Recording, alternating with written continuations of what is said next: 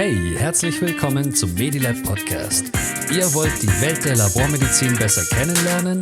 Dann seid ihr hier genau richtig. Yeah, Medilab. Yeah. Medilab Podcast. Check it out.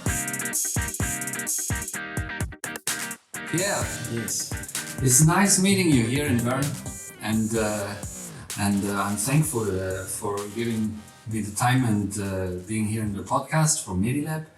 So to tell our audience, you work at Unilabs for 5 years in pathology, and you're focusing on molecular integration and digitalization. So you see yourself as an artisan of the digital transformation. Maybe you can explain the bridge here from the digital part to the artisan. Yes, perhaps let's go to what is an artisan. Something that, tailor for his small clients an object. And digitalization is a mass process. It affects a lot of people. And transforming an industry where you come from the microscope to the full digitalization process needs some of tailoring of the process because humans react differently.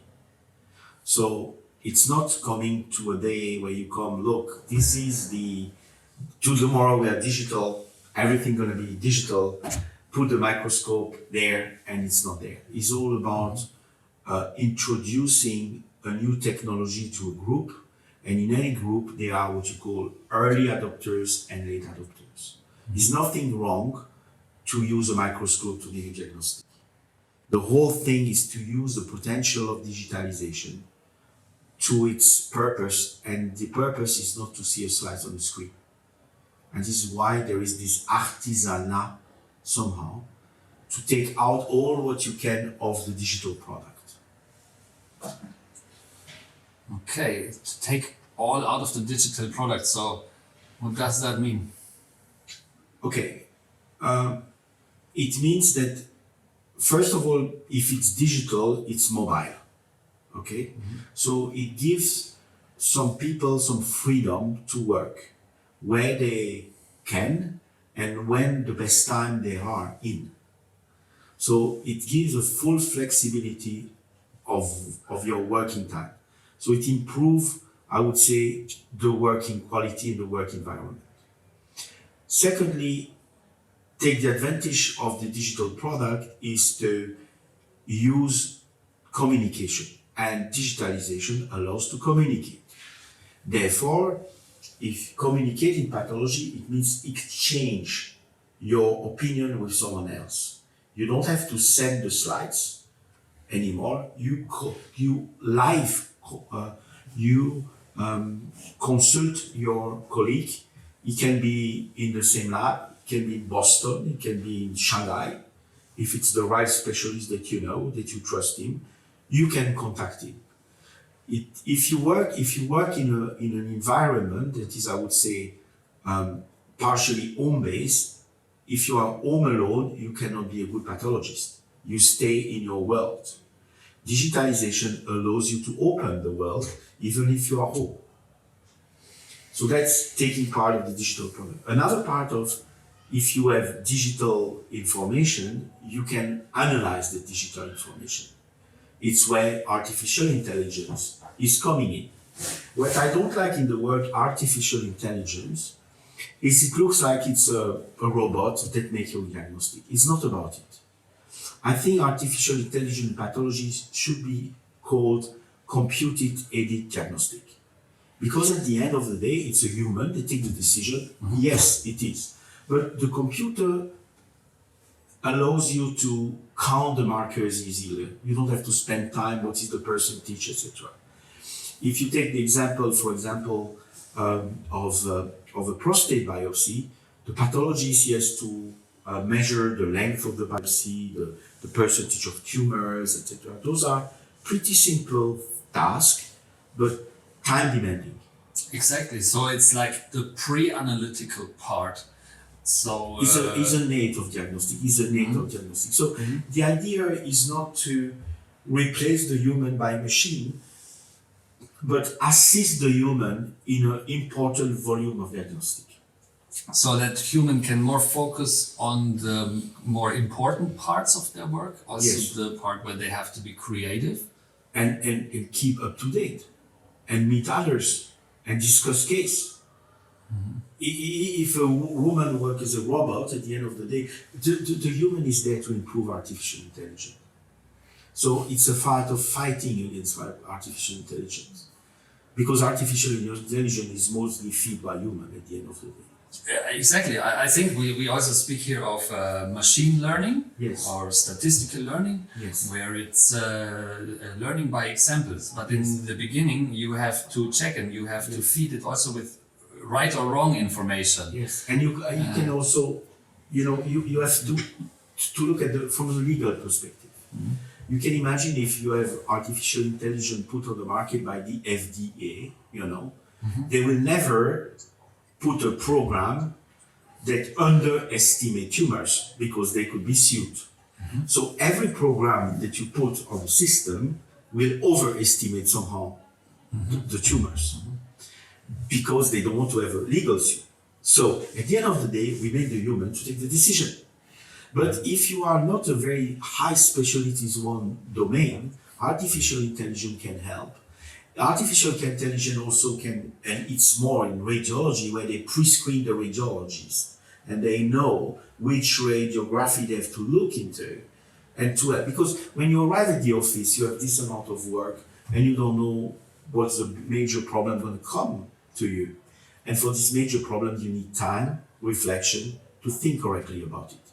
And if the artificial intelligence helps you to pre-screen your screen, you arrive in the office and say, oh, this one is difficult. I have a little look at it. And then you think about it, you take a coffee, you take your little easy case, and then you come back to it and you have the solution. So it's about organizing your way to work differently, and it improves your quality of life. And I think it's very important to create an atmosphere where quality of life is at number one. Because the pathologists don't see the patient. The pathologist is in his little office and he takes decision of will we take the breast out, yes or no, at the end of the day. So it's a heavy decision. And it can be not made alone. So if you have a tool that helps you, it's help a lot, I have to say. Absolutely, Pierre. I dive in with a totally different question. What is one myth about the diagnostic labs industry that you want to debunk? I mean, some false information or misconceptions about diagnostic labs. What do you see as a myth? Very good question.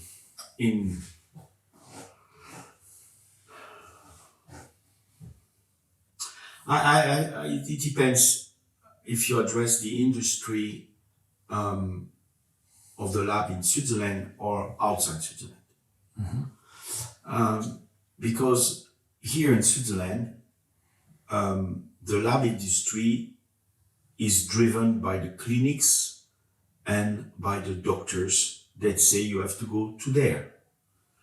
In other countries, the lab industry is a commodity where the patient decides in which lab they go.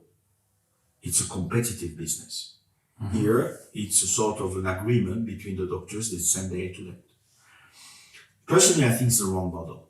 I think competition makes the business always better. And I think the patient is at the center and the patient can rightly choose his laboratory. So I disagree on the Swiss model where the doctors select his lab. I think as in Portugal or in France, I think on the walking lab. I also think that the patient, and you have different insurance company that taking care of that, is at the center of the decision as to take care of his health. And it's all about prevention. So you're speaking about preventive tests that can do themselves.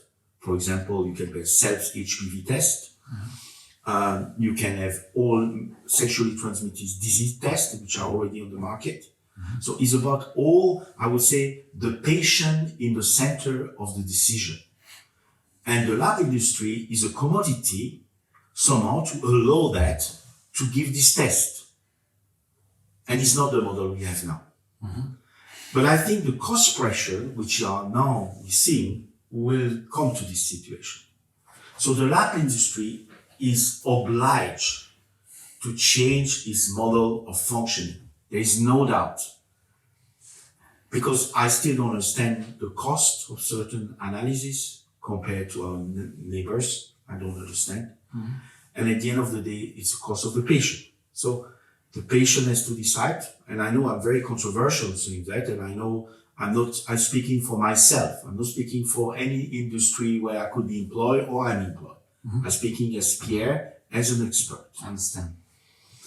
So that's my personal opinion. But in where I'm working now, I know that the patient is the center of the game, and it should be always the patient at the center of the game. You also mentioned the walk-in labs, Yeah. which is, as I see, a development also here in Switzerland. Yeah. Do you think that this is a promising future to also see like the patients in the center, to see early detection, early you see an early development of a disease or something, you know, because they don't have to go to the doctors I necessarily. think they have to see the doctors probably, but they don't have to the first visit, because at the end of the day, the doctor is basing his diagnostic on different parameters. The anamnestic process, you know, the physical exam and the lab exam. Those are three parameters to try to treat a patient. So you hardly, depends on the disease, but usually you always need a lab to understand your things. But then you have two visits. You first go to the doctor, he decide the lab, and then you go to the lab, or you take the blood, and then you go back to the doctor, he tells you the thing. So it's a lot of visit and time. If you have, and this is what also some insurance are now ongoing, if you have a first online consultation, in this online consultation, you decide, okay, you don't need a lab, you need a lab. If you need a lab, you need this and this. This is what I recommend you to make this lab. You go wherever lab you want on the next street. This is my blood. Poof, the results are sent to the doctor, and you have the appointment to the doctor that he sees you physically, if he needs to see you physically, and then you have the treatment. So you cut the whole cost, and also from, I would say, purely, an environmental point of view, the CO2 weight is lower. You have less movement, you go better. So I really think that the way medicine will be performed, and it will be telemedicine, much more telemedicine, and it will be more freedom to decide where you go. Of course, at the end of the day, all the results that you do in any lab needs to be good. There's no discussion about it. You know, otherwise you don't make a test. So I'm not discussing and there is no lab in Switzerland doing bad job. There is no, every lab is validated, good result, etc. But I think, and at the end of the day, it could be also a situation where the patient say, I don't know, could you recommend me something? You know, it's a very more free world, and this will change the cost structure. Because at the end of the day, the problem we have, and this is probably why there was such a cost cut, is the cost structure with the aging population. So if we like it or don't like it, it's a fact. Now that would be one possibility. So now taking a totally different angle, Pierre, you have an MD. You were CEO of a company and preclinical research, and you worked in director positions in one of the biggest diagnostic groups in Switzerland. So tell me, what's one thing you wish you would have known before you began your career? No, it's a very good question. What I would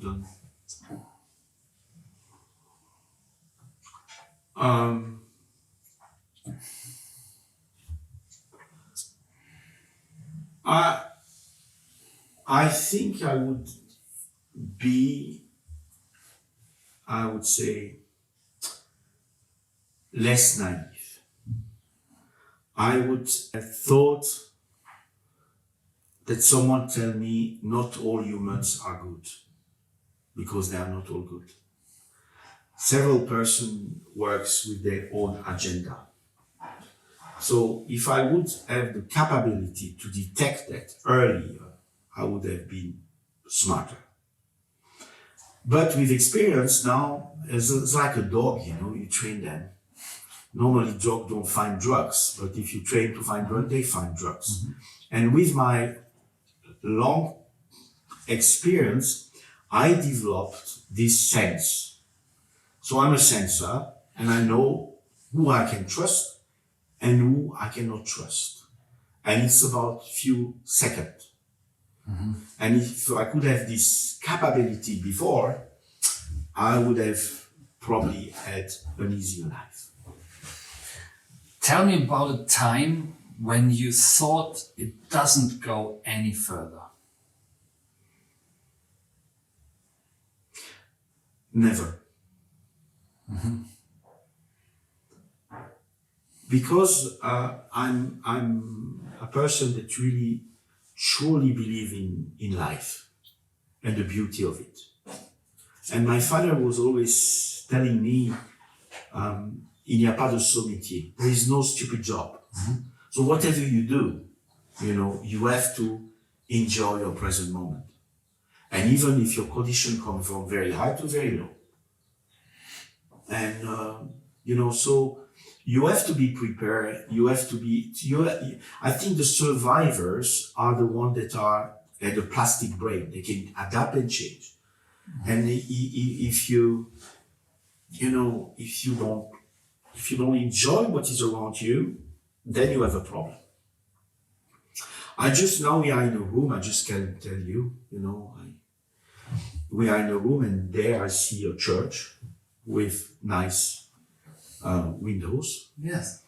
And, and I've been learning Achtsamkeit. So looking at things and to enjoy them. And so I think, and medicine is a very complex world. It's very difficult. It's challenging. But you deal with such a nice perspective to help the human and to make their life better that you must enjoy it. And whatever, in anything you work, you can be, managers, you can be a doctor working on the war, you can be anything. At the end of the day, you always try to improve the quality of life of the people. And those are the real doctors. So you have to have this hope, but it has to be also, I would say, manageable. It has to have some boundary. You can't be a dreamer, of course. Yeah. But I would say never. The doctors of life. That's a good one. What advice would you give to someone trying to pursue a career similar to yours nowadays? So first of all, I don't think I have a typical career, so I'm the wrong example. But, on the other hand, it shows the versatility of the profession you can do. You can be a practicing doctor, you can work in different, concept, strategies, management, you can do many things. And so the advice I would give is really proceed with this profession if you really believe you like it. As I say, I like life. If you see that as, I would say, a potential to earn a lot of money, is the wrong profession. It's really the wrong profession. You have to, of course you can earn very good your life. There's no problem with it. But it's not the main objective. You must be driven by the sense of helping the others. So, and even if you study medicine, it doesn't matter if you practice medicine at the end of the day, because it's the best, I would say, profession you can have, because it obliges you to take decision. I remember when I was working in the emergency station in Belgium, and I was working 2 years in emergency there, and I was going out with the ambulance, and taking people home and reanimating the people, and also little kids. I remember very well a situation where there was I think he was 8 months old baby, sudden death, and you cannot, you have to take decision. You have to really take a decision. You can say Absolutely, yes or no. Yeah. This is the probabilities. You have to take decision. Sooner or later, yes. And taking decision is oblige you to take risk and calculate the risk, and also to make mistake. And mistake happen. We're humans. Of course. And I think that process to oblige you to take the decision, calculate the risk, and agree of the mistake is a big learning in life. And if you apply that to your own life, you take more risk, but calculated risk. And you agree, you accept the mistake that happened. And, it's what you call, for example, in other industries, the culture of mistake. Because, and it's getting more and more applied in medicine, mostly in the US, but in the aviation, it's a normal process, the culture of mistake. So if you make a mistake, you are not hiding your mistake, but you say, look, I did a mistake. What happened? And then the people around you help you to understand what happened, and they don't punish you, they don't blame you. Of course, you don't have to make a mistake every 5 minutes, but they don't blame you. And this is a learning process for the group that say, okay, in this case, I would have done that, and that's it. And so there's no plural bunch punishment of the things. Oh, absolutely. The constructive criticism. Yes. That is very important. It's not even a criticism, because it's a mistake. We don't criticize here. We analyze what happened. We don't critique you because you make the mistake. No, but you keep it on a constructive level, not destructive. Yes. That's the difference. There. Of course, I'm not supporting people making mistake every 5 minutes. Yeah. It's not what I'm saying. Yeah. But I think we should welcome the possibility that there are mistake or not adequate behaviors, I would say. And learn out of it, yes. What are some great resources that have helped you along the way? What have you read or listened to that has inspired you? I think the greatest resource I had was my father, because he was a hardworking doctor, and he was very strict, but very open, and he was always focusing on the result, however you achieve it. So, and that helped me, and that helped me. So it's about, I would say, what helped me is about the principle I've learned. I could do anything I wanted as a child, I have to be frank, but I had to have some principle followed, and then I could do everything I wanted. If I don't follow the principle, there's a consequence. And this, I think, it's helped, so standard or principle. And also what helped me, I would say, is also my MBA education, where I could take a certain detachment of process. And I still remember of one of my professor of entrepreneurship, who was saying also, focus of what matters. And what does not matter, you don't have to take care of it. So that helped me. Do you think it's better to work hard or to work smart? I think there is no need to work hard. I could then put and say there is no need to work. You have to enjoy your life, number one. So because if you work hard and you don't enjoy life, you are passing over a part of your life. So you need to work smart to have a better life. And better life does not mean that earning a lot of money. It can be many things. It can be because you only work 3 days a week because you want to walk in the mountains 2 days a week and you are very happy. Yes. And other ones, they work to 6 days a week because they love it so much, because they like whatever. It's okay. So but work smart. Because something which is sure for all of us, we have only one life. And so we better, enjoy our present moment and not wait that we are 78 and say, I still have 2 years or 5 years and now I'm going to start to enjoy. So no, enjoy it, work smart, enjoy your life. Okay. You will also do a better job. Oh, absolutely. I out of a holistic view, I'm totally with you. I think the quality of life is the first purpose and the deeper meaning we should find and pursue. I know it's not easy in this economical driving situation.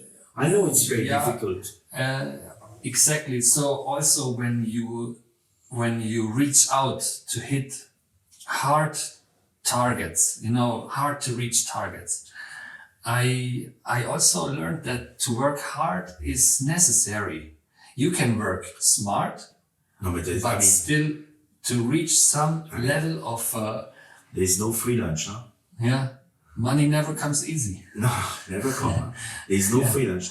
Of course, you have to, when I say work smart, but you have variation, I would say phases. And I hardly know people that success without really working. It's at the end of the day, it's not a lot of blah blah. It's really facts, and you have to work. Fix the facts. Yeah. Pierre, how do you hire people? How do you find good friends? How do you find good relationships? And in this specific case, how would you hire good people? I'm talking pathologists, biomedical scientists, lab technicians, executives. So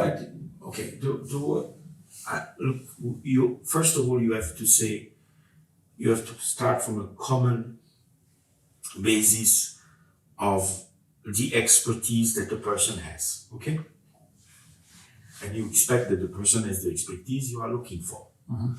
He can cut, he can know this specialty, whatever. And therefore the person, I would say, the skills you wish to hire. But this is a technical skill.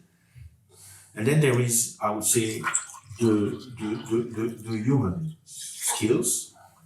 Sure. And then it's all about, I would say, a person that knows his limits and a person that you can trust. Coming back to the say, I made a mistake, not made a mistake. I know my limit, and I can trust the person. And those, I think, the most important skill you can.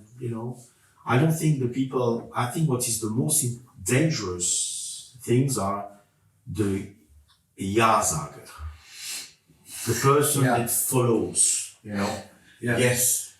I think, but it's difficult. It's very difficult because some companies don't like that you say I don't like it, and it's again accepting different mindset within a company that allows, I would say, to give different opinions. So I would say the people that tell what they think is, I think, and not as necessarily as a criticism, as an opposition, is as an observation. I remember when I was working in the university, my boss is one of those guys. I could always go to him and say, look, I don't think, Thomas, this is the right way you have to do it.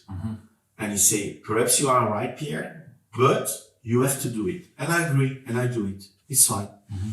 But you have to have this possibility to express yourself. So for hiring people that, speak by their heart, they know the skills, they are good, and they are honest, and they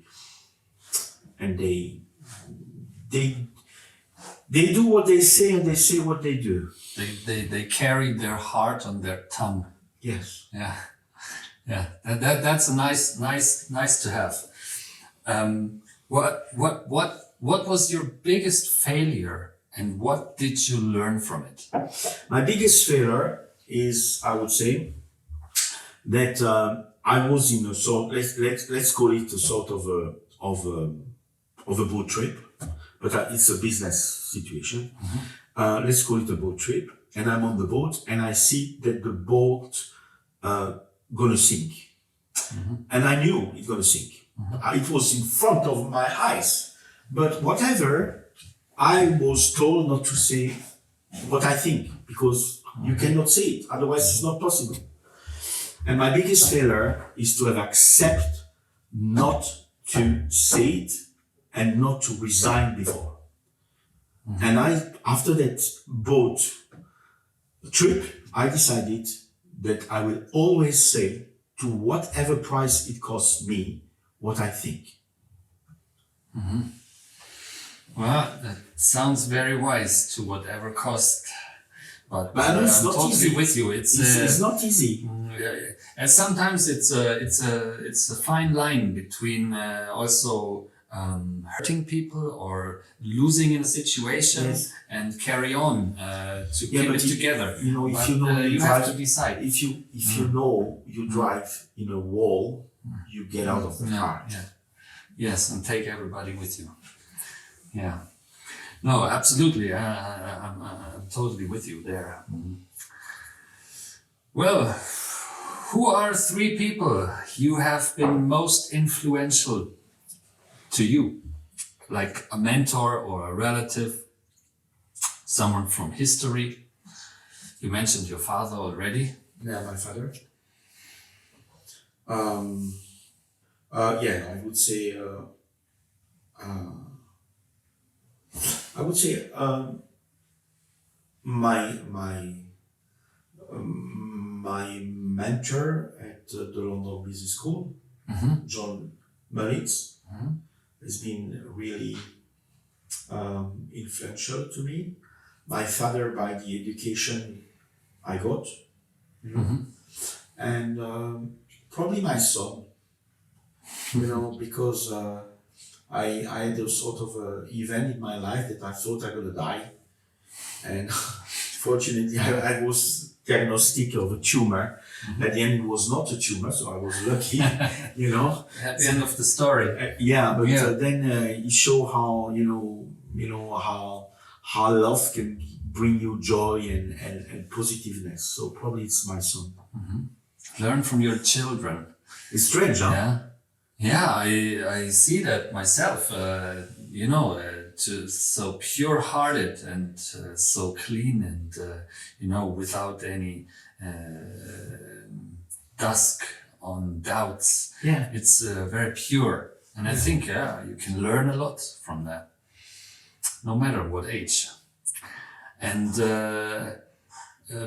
telling from also difficult situations, I heard you had an experience also lately in the Ukraine.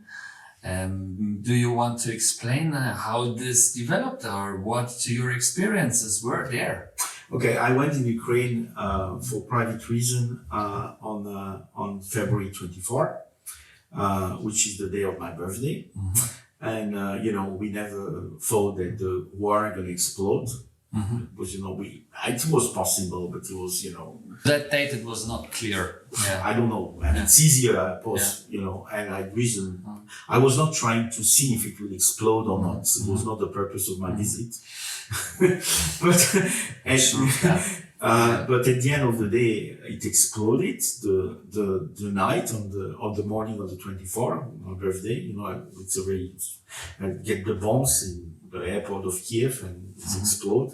So, and then I was lucky, I have to say, to meet journalists, and we were on a journey to get out of the country.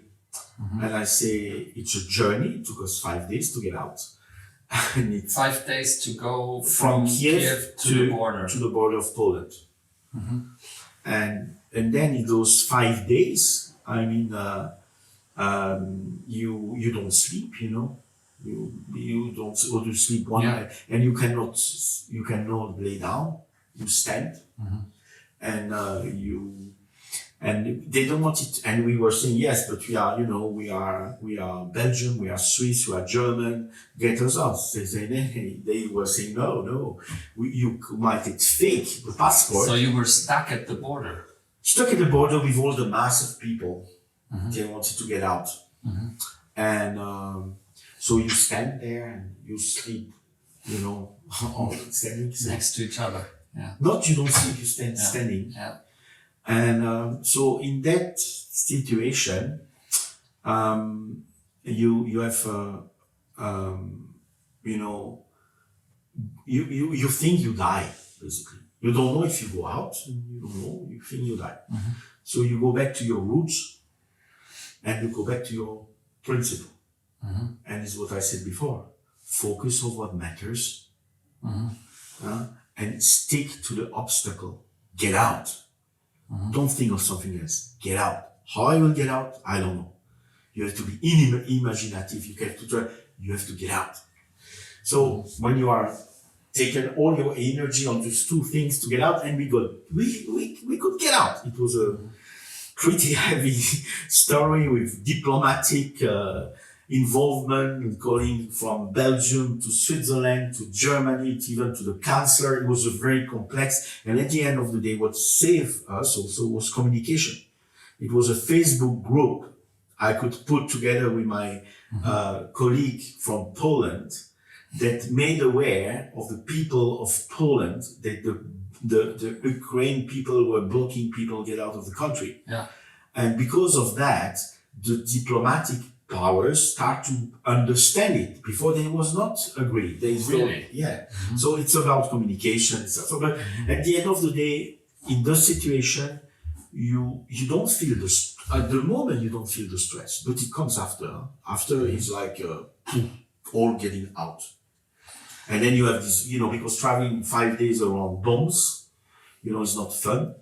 But it's a luxurious situation. I cannot compare what I have compared to the people that are living there.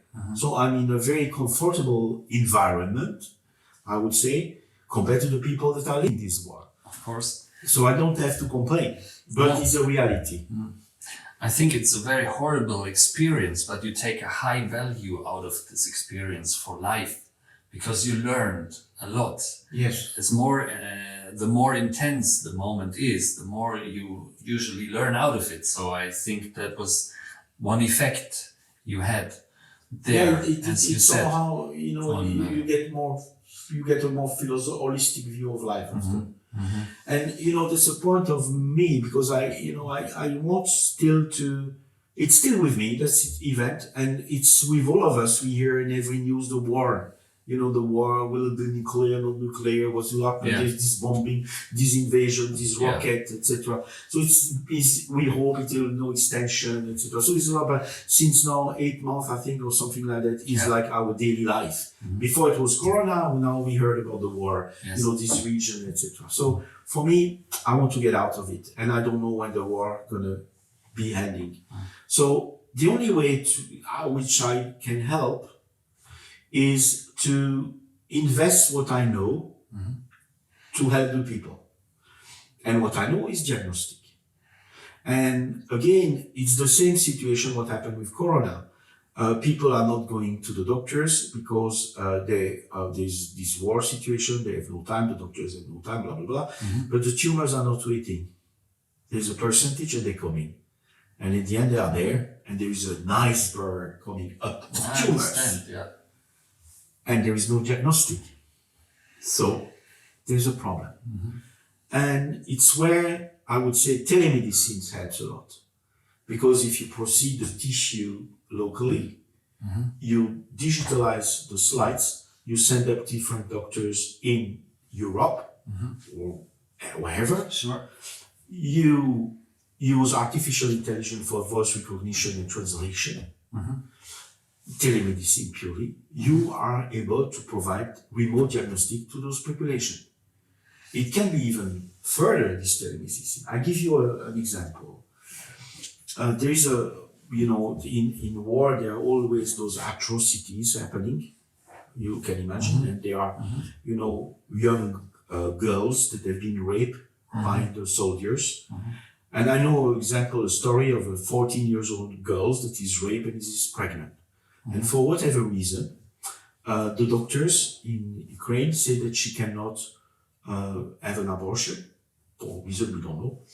And therefore she's under psychological treatment. But at the end of the day, you can imagine the situation is pretty tough. Yeah. So the question is why this girl cannot have an abortion? We don't know. When you telemedicine connect the people, you can have a professor in Hamburg that, for example, is a very specialized gynecologist in this special case, having translation the case completely and giving you advice and perhaps make an indication on certain type of abortion, yes or no. And that's where technology can help. And this is only telemedicine. I'm coming back what I said before. I think that the Swiss patient also going to go to the telemedicine doctor in Switzerland, go back. So it's about that. And I think if we can invest for buying tanks and missile, whatever, we can also invest in buying, materials for lab and helping the population. So that's my project at the present time, to support the population with telemedicine, with a first focus on my side in pathology. I just see again the artisan of the digital transformation here. But where can just to interrupt you must understand, Ukraine is 75% of the population is digitalized in terms of the health medicine dossier. 75%. It's a wonderful situation. We don't have this issue about confidentiality, not confidentiality. Can we say not to do it? It is not. Yeah. It's an open field. So it allows us also to test and introduce new technology, basically that can be used afterwards in our situation. So we will help, but there will be, I would say, a sort of a very fertile soil of developing technologies. I'll give you another example. It's not about diagnostic, it's about robotic surgery. You can have a surgeon testing, operating, having a robot helping the surgery. The robot is driven from, Amsterdam by another surgeon. And here, to develop all this technology is very difficult. Ethical permission. Go to a patient and say, look, we're going to remove your prostate, dear sir, but the surgeon will be in Amsterdam and you're going to test the machine. Or I am Dr. Schmidt, Bird, that can do it. Trust a lot, but everything has a first time. But at the end of the day, I'm not speaking about taking risks for the patient. I'm not taking, but it's the special war situation allow us to permit, special program and it help development. No, it's the case. Emergency situations make people creative. Yes. And this is where new stuff develops. So where can our listeners, can they find you online to support the project, or? Yes, there's a group. This is on LinkedIn. We are now putting together a complete business concept, and to get it working, I would say, because of course this is not it's a very expensive project. It's clear, and so, but I think with the help of everyone, I would say the European community, the government, the industry, and as well as the doctors and the people themselves, we can move that, I would say, project easily in front, really. And there's now, in this Ukraine Reconstruction Conference, there is a clear will to invest and reconstruct the country. And we have to take this energy to make this happening. And now we are now we have recruited, because it's not a project from Switzerland. It's a project also from Ukraine, and the Ukrainian has to be involved in the project at the end of the day. So I've been developing a very large network in that sense, that they are also involved, and then anyone that wants to contact me to join the effort, on whatever sense. They can be from the IT industry, because it's a lot IT driven, the whole thing. The medical device industry, they can contact me and we can welcome their participation in a way. And it's not only money, it's about the will to create something. So anyone out there who feels to support Pierre Mainil here in the project and also from different angles, and is welcome. And We will, not only from one lab, from any lab. Yes. It's not a project. Exactly. It's a project I initiated personally. it's from different fields. From different fields. And that would be very important to participate. We will put a link below the video, and there you can also then step in contact with Pierre Mainil. So, final question, Pierre. What does laboratory medicine mean to you? Well, laboratory medicine means to get, I would say, objective data set of the human somehow. It's not about radiology, huh? It's about laboratory medicine. For me, it's like pathology, biology, and genetics. Okay, because then you take tissue or blood or fluid, and from that you get data, and those data support a clinical picture for diagnostic and treatment.